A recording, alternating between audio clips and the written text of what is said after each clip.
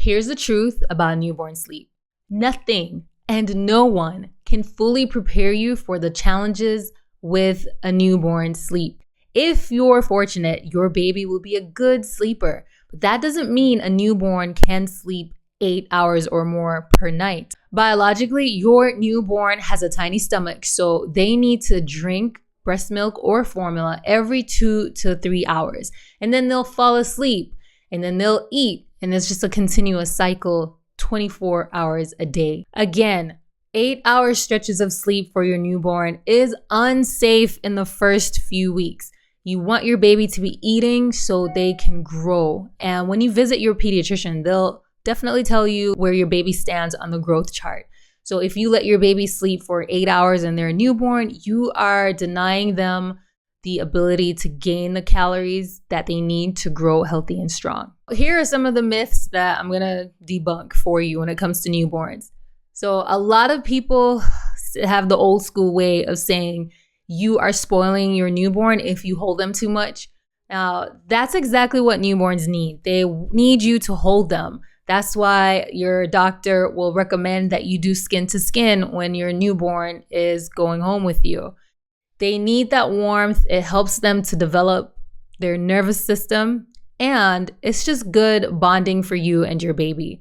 However, try not to hold your newborn as they're sleeping all the time. I know what you're doing. You're likely doing contact naps. And I know it's a way for you to survive this newborn stage. You're also very exhausted. However, holding your newborn when they're awake is totally fine.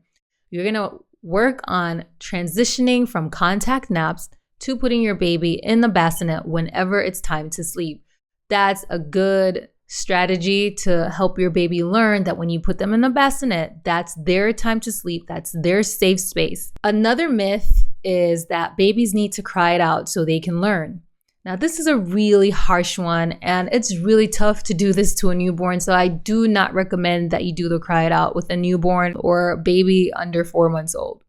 They just don't have the capacity or the brain development to self-soothe at this point. So they need a lot of co-regulation. They need you to show them the way, to hold them, to make them feel secure. Another myth that seems like it makes sense, but it will get you in trouble, is keeping your baby up more during the daytime so they'll sleep better at night.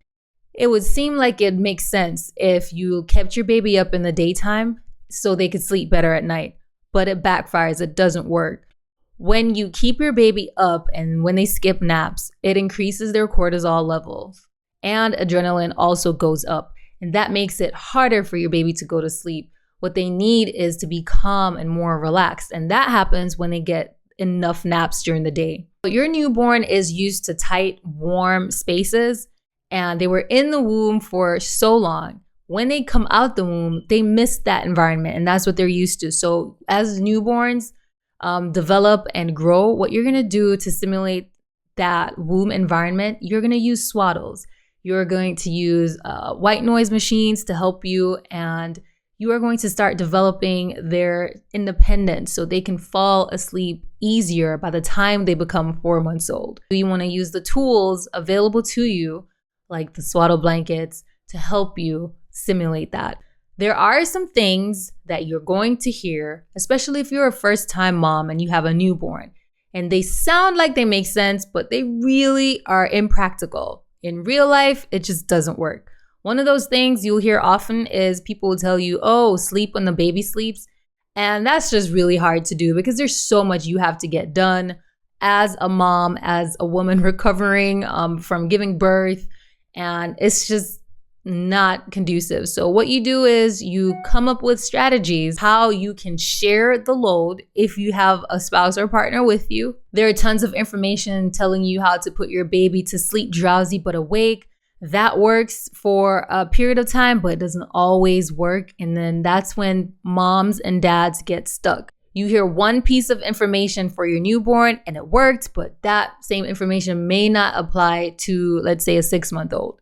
So all this information is swirling around out there, all these terminologies, all these gadgets, the technology, all this information, it can just get a little bit too much. So I did use my experience as a former CNN journalist. I love to research.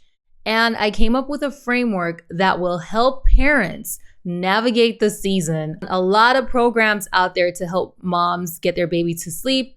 They are courses online where you can't even speak to a real person. It's like calling customer service to one of these big companies and all you keep getting is an automated response. I created the Baby Sleep Accelerator community in Skool so you can get an opportunity to ask questions and get expert answers. There are also weekly Q&A sessions that are live. You can ask questions and get direct feedback instead of just watching an online course or just watching videos on TikTok or Instagram.